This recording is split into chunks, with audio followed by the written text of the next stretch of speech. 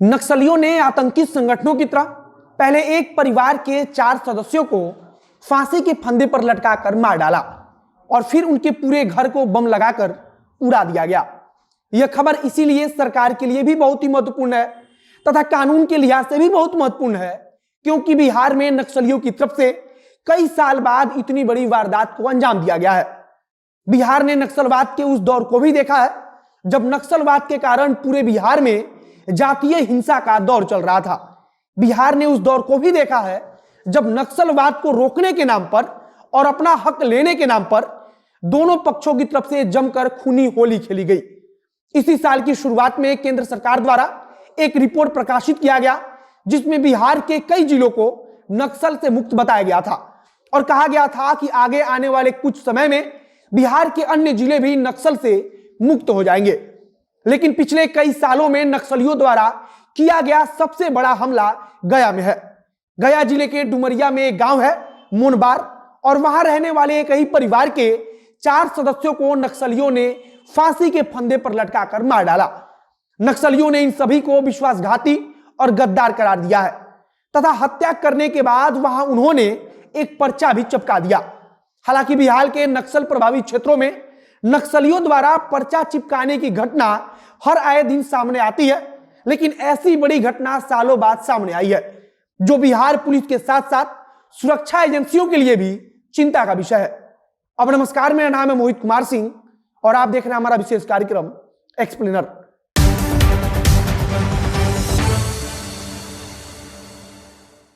जब हत्या का मामला सामने आया तब सबसे पहले पुलिस की तरफ से बताया गया कि कुछ दिन पहले ही सीआरपीएफ के जवानों तथा नक्सलियों के बीच मुठभेड़ हुई थी और उस मुठभेड़ में 4 नक्सली मारे गए थे। लेकिन नक्सली संगठनों के लड़ाकों को ऐसा लगता है कि सुरक्षा कर्मियों द्वारा जो यह कार्रवाई की गई थी इसमें इस परिवार का हाथ था। नक्सली संगठनों को यह भी लगता है कि उस समय जो हत्या हुई थी वह मुठभेड़ नहीं थी, बल्कि इसी परिवार के सदस्यों द्वारा हत्या की गई थी, मतलब कि इनका हाथ था। गया में नक्सलियों में जिन 4 लोगों को फांसी के फंदे पर लटकाकर मौत के घाट उतार दिया है उनमें से 2 पुरुष और 2 महिलाएं भी हैं। जिन 2 पुरुषों को फांसी के फंदे पर लटकाया गया है वे दोनों भाई हैं और उन दोनों की पत्नियों को भी नक्सलियों ने फांसी के फंदे पर लटकाकर मार डाला। उन्होंने जो पर्चा लगाया है उस पर सबसे पहले लिखा है कि इंसानियत के हत्यारे, गद्दारों, विश्वासघातियों को सजाए मौत के अलावा अन्य कोई विकल्प नहीं। नक्सलियों की तरफ से पर्चे में पूर्व में मारे गए अपने साथियों को शहीद बताते हुए कहा गया कि उनके हत्या में शामिल सीआरपीएफ के जवानों तथा अधिकारियों को आम जनता मौत की सजा दे। इसके आगे इस बात का भी जिक्र किया गया है कि इसी परिवार के कारण सीआरपीएफ के जवानों ने इन सभी को मारा था और नक्सलियों की तरफ से लिखा गया है कि जहर खिलाकर षड्यंत्र के सहारे इन लोगों ने हमारे साथियों को मरवाया था और इसीलिए हमने इन सबको फांसी दिया है। जब यह घटना सामने आई उसके बाद से अब क्षेत्र में नक्सलियों के डर को लेकर नई चर्चा चल रही है।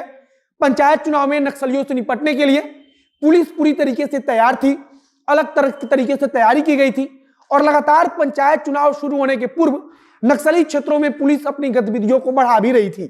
लेकिन इसी बीच यह खबर पुलिस प्रशासन को भी परेशान करने वाला है। नक्सली जिस मुठभेड़ की बात कर रहे हैं वह मुठभेड़ आज से कुछ महीने पहले सीआरपीएफ के जवानों और पुलिस के द्वारा किया गया था, जिसमें 4 नक्सली मारे गए थे और यह कार्रवाई पुलिस के अनुसार किसी आधिकारिक सूत्र के हवाले से जो जानकारी आई थी उसी से प्राप्त जानकारी के अनुसार किया गया था। पहले भी नक्सली लगातार पर्चा टांगकर यह ऐलान करते रहे हैं कि अगर उन्हें परेशान किया जाएगा तो वे परेशान करने वालों को नहीं छोड़ेंगे। इसी साल के शुरुआत में केंद्र सरकार द्वारा बिहार के आधा दर्जन जिलों को नक्सल प्रभावित क्षेत्रों की सूची से निकाल दिया गया था, जिसमें जहानाबाद, नालंदा, मुजफ्फरपुर, अरवल, पश्चिम चंपारण और वैशाली शामिल हैं। बिहार में नक्सलवाद को लेकर अब कहा जाने लगा था कि इसका कोई खास प्रभाव क्षेत्र में नहीं रह गया है, लेकिन नक्सलियों द्वारा एक ही परिवार के 4 सदस्यों को फांसी के फंदे पर लटकाकर मार दिया जाना और फिर उनके घर को बम लगाकर उड़ा दिया जाना कहीं ना कहीं चिंता का विषय है।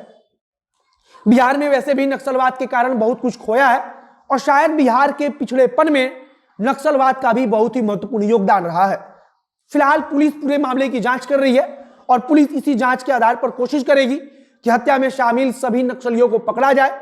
हालांकि बिहार में आज एक नक्सली को भी गिरफ्तार किया गया है, जिसके ऊपर 1 करोड़ से ज्यादा का इनाम था। इसके अलावा इस बड़े नक्सली के साथ साथ लगभग आधा दर्जन अन्य लोगों को भी गिरफ्तार किया गया है, जिन्हें नक्सली बताया जा रहा है। फिलहाल आगे देखना होगा कि पुलिस और क्या कुछ कार्रवाई करती है। आगे अगर कार्रवाई से जुड़ी हुई कुछ नई खबर आएगी तो उसे हम आप तक पहुंचाएंगे। इस वीडियो को समाप्त करते हैं। वीडियो को शेयर कीजिएगा, फेसबुक पेज को लाइक कीजिए, अगर यूट्यूब पर देखना चैनल को सब्सक्राइब कीजिए। बाकी मिलते हैं फिर बहुत जल्द वीडियो में। कैमरे के पीछे खड़े ओम प्रकाश और मैं मोहित कुमार सिंह। बहुत बहुत धन्यवाद।